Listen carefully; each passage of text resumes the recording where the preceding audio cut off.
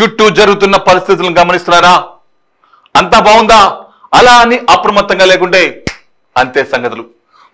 గుడిలో లింగాన్ని మింగే మోసగాళ్ళు మీ చుట్టూ తిరుగుతున్నారు. ఆదమరిస్తే ఆవిలించకుండానే పేగుల్ని కత్తిరించుకునే కంత్రిగాళ్ళు ఉన్న సమాజం ఇది. అందుకే మోసగాళ్ళ నుంచి, నేరాలు నేరస్తుల నుంచి మిమ్మల్ని జాగ్రత్త పరిచే మా ప్రోగ్రాం క్రైమ్ అలర్ట్.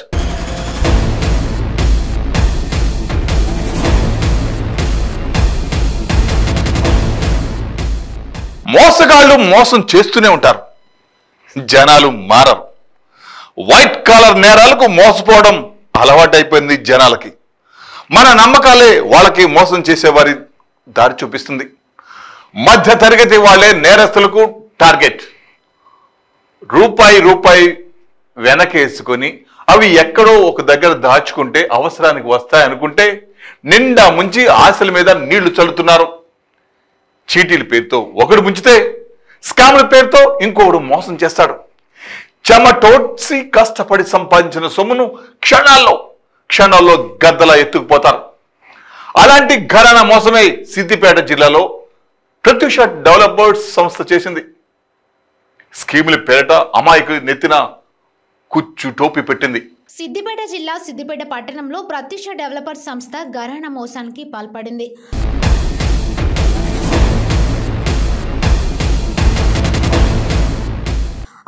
మందితో కూడిన 25 నెలల స్కీమ్లో ఒక్కొక్కరు నెలకు 3,000 చొప్పున చెల్లించారని, 4 కోట్లకు పైగా వసూలు చేసిన ప్రత్యూష డెవలపర్స్ యాజమాన్యం కాలపరిమితి ముగిసిన డబ్బులు తిరిగి ఇవ్వకపోవడంతో ప్రత్యూష డెవలపర్స్ కార్యాలయం ముందు బాధితులు ఆందోళనకు దిగారు.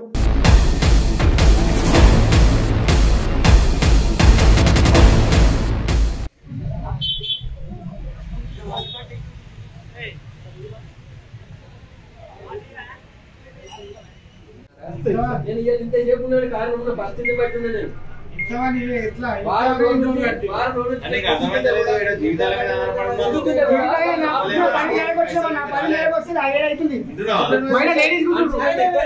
లేడీస్ కి వచ్చారు, ఎక్కడి నుంచో వచ్చారు లేడీస్ కి ముస్లిం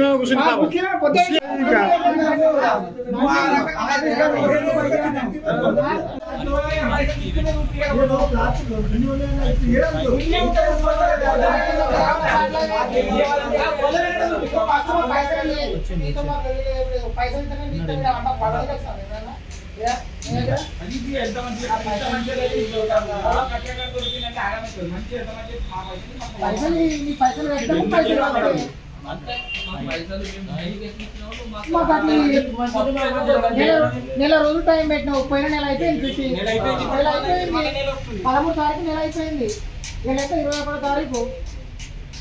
నెల రోజులు, నెల 10 రోజులు అయినా 2 నెలలు అవుతుంది.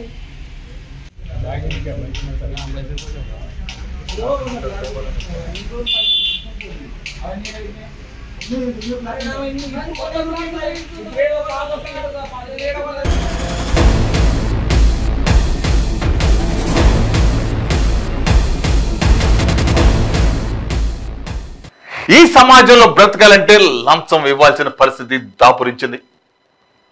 బర్త్ సర్టిఫికేట్ కు లంచం ఇవ్వాల్సిందే, చివరకు డెత్ సర్టిఫికేట్ కూడా లంచం ముట్ట చెప్పాల్సిందే. ఈ దేశాన్ని, సామాన్య మధ్యతరగతి జనాలను లంచాల పేరుతో పీక్కు తింటున్నారు. లంచం అడిగిన వాడిని ఉరి తీసే చట్టం వస్తే తప్ప ఇలాంటి లంచగొండులు మారరు. ఏసీబీ అధికారులకు పట్టుబడుతున్నా మళ్ళీ అదే పని చేస్తున్నారంటే భయం అనేది లేకపోవడమే. ప్రభుత్వ అధికారుల్లో జవాబుదారీతనం రావాలి. అంతవరకు ఈ వ్యవస్థను ఏసీపీ అధికారులే కాపాడాలి. మరణం ధృవీకరణ పత్రం జారీకి లంచం తీసుకుంటూ ఇల్లంతకుంట మండలం తహసీల్దార్ కార్యాలయం జూనియర్ అసిస్టెంట్ మహేశ్వరం వెంకట రాజకిషన్ ఏసీబీకి చిక్కాడు.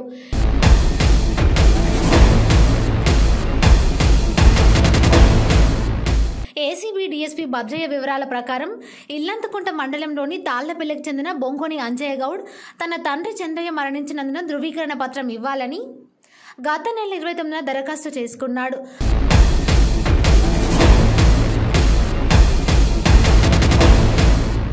తహసీల్దార్ కార్యాలయంలో జూనియర్ అసిస్టెంట్గా పనిచేస్తున్న మహేశ్వరం వెంకట రాజకిషన్ 5,000 ఇస్తేనే ధృవీకరణ పత్రం ఇస్తానని చెప్పడంతో 2 సార్లు కలిసి తాను నిరుపేదనని అంత ఇచ్చుకోలేనని బతిమలాడాడు.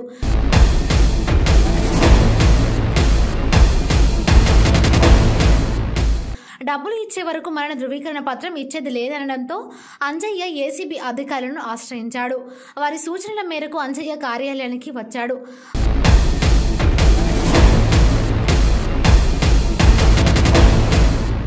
అంజయ్య నుంచి జూనియర్ అసిస్టెంట్ మహేశ్వరం వెంకట రాజకిషన్ 1000 లంచం తీసుకుంటుండగా ఏసీబీ అధికారులు పట్టుకొని కేసు నమోదు చేశారు. బొంగోని అంజయ్య, తాళ్ళపల్లి విలేజ్, ఇలంతకొండ మండల వాస్తవ్యుడు. తను తేదీ 16 ఈ నెల ఏసీబీకి దరఖాస్తు చేసుకోవడం జరిగింది. అతని తండ్రి మరణించినందున డెత్ సర్టిఫికేట్ కావాలని అప్లై చేసుకోవడం జరిగింది 29 తారీఖు 10 నెల 2022. దానిపైన ఇక్కడ పనిచేస్తున్నటువంటి జూనియర్ అసిస్టెంట్ మహేశ్వరం వెంకటరాజు కిషన్ అతను ఆ ఫైల్ మీదికి పంపాలంటే డబ్బులు డిమాండ్ చేయడం జరిగింది. దానికోసం అతను ఏసీబీ అప్రోచ్ అయ్యిండు. మేము కూడా కన్ఫర్మ్ చేసుకున్నాం. అతను డబ్బులు డిమాండ్ చేసిండు. దాంతో ఈరోజు డబ్బులు ఏదైతే డిమాండ్ చేసిండో 1000 రూపాయలు లంచం అతను తెచ్చి ఇతనికి ఇవ్వగా మేము రేటుగా పట్టుకోవడం జరిగింది.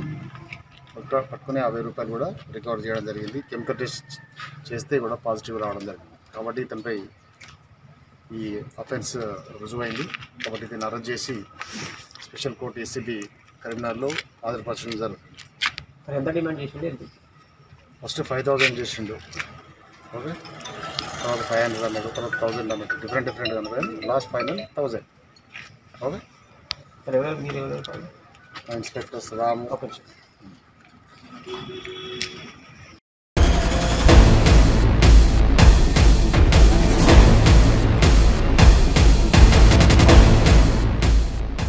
స్కూల్కి వెళ్ళిన పిల్లవాడు కరెక్ట్గా ఇంటికి వస్తాడన్న నమ్మకం లేకుండా పోయింది. ఒక్కోసారి పిల్లవాడి అజాగ్రత్త కారణమైతే మరోసారి స్కూల్ యాజమాన్యం నిర్లక్ష్యం కారణం. ఆ రెండు కాకపోతే ఆటో వాడి రాంగ్ డ్రైవింగ్. కారణం ఏదైనా బాధపడాల్సింది మనమే. చిన్న నిర్లక్ష్యం మధ్య తరగతి జీవితాన్ని ఓ నెల వెనక్కి తీసుకెళ్తుంది. అదే గాయం పెద్దదైతే సంవత్సరం సంపాదన ఆసుపత్రికి పెట్టాల్సిందే. అదే ప్రాణాల మీదకి వస్తే జీవితాంతం బాధపడాలి. ప్రతి నిమిషం ప్రతి గంట మీ పిల్లలను కంటికి రెప్పలా కాపాడాలి. లేదంటే ఇలా బాధపడక తప్పదు. నంద్యాలలో 5వ తరగతి విద్యార్థి స్కూల్ బిల్డింగ్ పై నుంచి కింద పడి తీవ్ర గాయాలు పాలయ్యాడు. నంద్యాల గుడ్ షెపర్డ్ స్కూల్లో ప్రమాదం సంభవించింది. 5వ తరగతి విద్యార్థి వశీకర్ స్కూల్ బిల్డింగ్ పై నుంచి కిందకు దూకి పడిపోయాడు.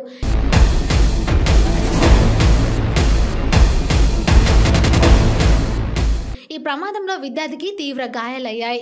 గాయపడ్డ విద్యార్థిని నంద్యాల సర్వజన ఆసుపత్రికి తరలించి చికిత్స అందజేస్తున్నారు.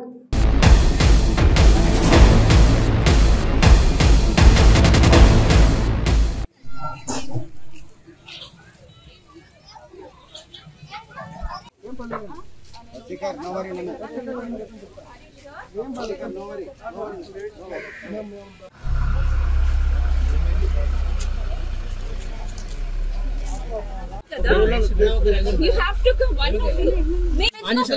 It counts every moment for me. It's a personal.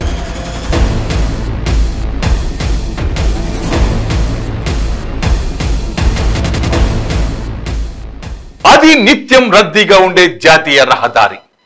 టిప్పర్లు రయ్యమంటూ వెళ్తూ ఉంటాయి. అనుకోకుండా అతి వేగంగా వచ్చిన ఓ ట్రిప్పర్ ఓ నిండు ప్రాణాన్ని బలిగొంది. ఓవైపు ప్రాణం పోయిందన్న బాధ, ఆ బాధను దిగమింగుతూ బాధితులు న్యాయం చేయమని రోడ్డుపై కూర్చున్నారు. కిలోమీటర్ల కొద్దీ ట్రాఫిక్ జామ్ అయింది. ఆ నోట ఈ నోట ఆ విషయం పోలీసుల వరకు వెళ్ళింది. పోలీస్ సిబ్బందితో ఉన్నతాధికారులు ఆ సంఘటన స్థలానికి చేరుకున్నారు. రక్తం మడుగులో కొట్టుకుంటున్న ఆ ప్రాణాన్ని చూసి నోరెళ్లబెట్టారు. అప్పటి వరకు యుద్ధం జరిగింది. ట్రాఫిక్ జామ్ అయింది. అది మనిషి కోసం అనుకున్నారు. పప్పులో కాలేసినట్లే అక్కడ దుర్మరణం పాలైంది ఏంటో తెలుసా? ఓ కోడి.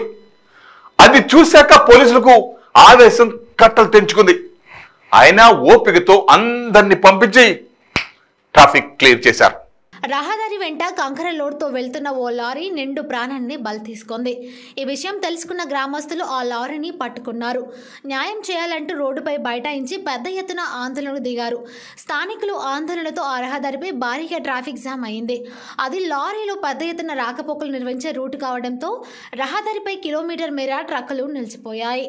సమాచారం అందుకున్న పోలీసులు హుటాహుటిన సంఘటన స్థలానికి చేరుకొని విచారణ చేపట్టారు.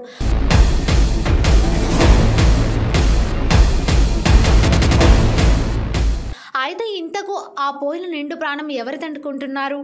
ఇంకెవరిది? మనిషిదే అనుకుంటే మీరు పప్పులో కాలేసినట్టే. ఇదంతా ఓ కోడి కోసం జరిగింది. వినడానికి వింతగా ఉన్న ఇది నిజమండి బాబు. కొమరంభీం ఆసిఫాబాద్ జిల్లా చింతల మానేపల్లి మండలం కేంద్రంలో పోచమ్మవాడ బాబాసాగర్ గ్రామంలో ప్రధాన రహదారిపై కంకర లోడ్తో లారీలు వెళ్తున్నాయి.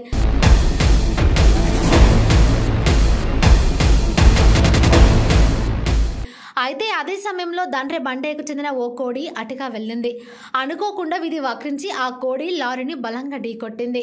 ఆ ప్రమాదంలో తీవ్రంగా గాయపడిన కోడి తీవ్ర రక్తస్రావమై అక్కడికక్కడే మృతి చెందింది. ఈ విషయం తెలుసుకున్న ఆ కోడి యజమానులతో పాటు గ్రామస్తులు ఆ కోడి ప్రాణం తీసిన లారీని పట్టుకున్నారు.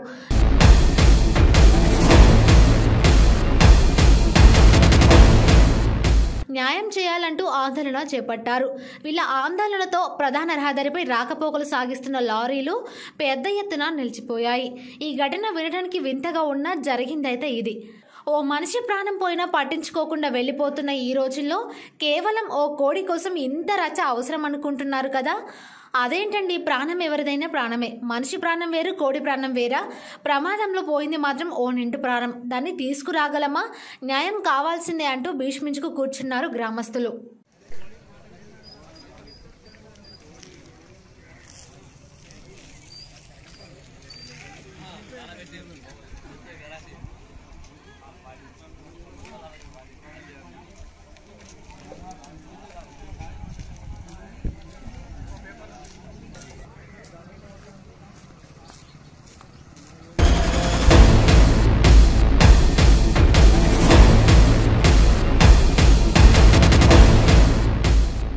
సో వ్యూవర్స్, ఇది ఇవాళ క్రైమ్ అలర్ట్. మరిన్ని క్రైమ్ న్యూస్ తో మళ్ళీ రేపు ఇదే సమయానికి మీ ముందుకు వస్తుంది క్రైమ్ అలర్ట్.